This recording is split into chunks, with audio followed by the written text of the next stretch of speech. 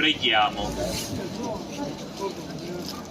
Padre Santo, da te discende la pienezza di ogni benedizione e a te sale la voce del popolo che benedice il tuo nome. Nella tua benevolenza proteggi i lavoratori e i loro strumenti di lavoro.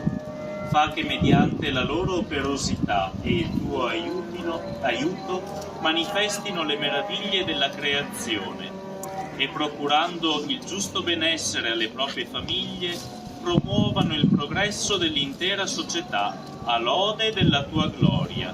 Per Cristo nostro Signore. Amen.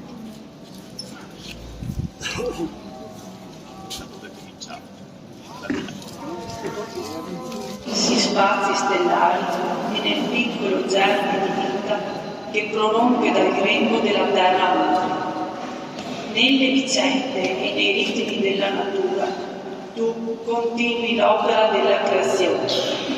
La tua provvidenza senza limiti si estende alle grandi ere cosmiche e al breve volgere dei giorni, dei mesi e degli anni. Ai figli dell'uomo, fatti a tua immagine, tu affidi le meraviglie dell'universo e doni loro il tuo spirito, perché fedeli interpreti del tuo disegno di amore ne nivelino le potenzialità nascoste e ne custodiscano la sapiente armonia per il bene di tutti. Stendi su di noi la tua mano, Padre, perché possiamo attuare un vero progresso nella giustizia e nella fraternità. Insegnaci a governare nel rispetto dell'uomo e del creato gli strumenti della scienza e della tecnica e a condividere i frutti della terra e del lavoro con i piccoli ed i poveri. Veglia su questa casa comune, perché non si ripetano per colpa nostra le catastrofi della natura e della storia.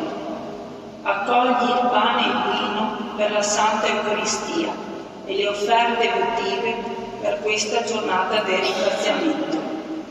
Concedi a tutti i tuoi figli di godere della tua continua protezione. Fa che la società del nostro tempo si apra verso orizzonti di vera civiltà e in Cristo l'uomo nuovo. A te il regno, la potenza e la gloria, nell'unità dello Spirito Santo, per Cristo nostro Signore, oggi e nei secoli dei secoli. Amen.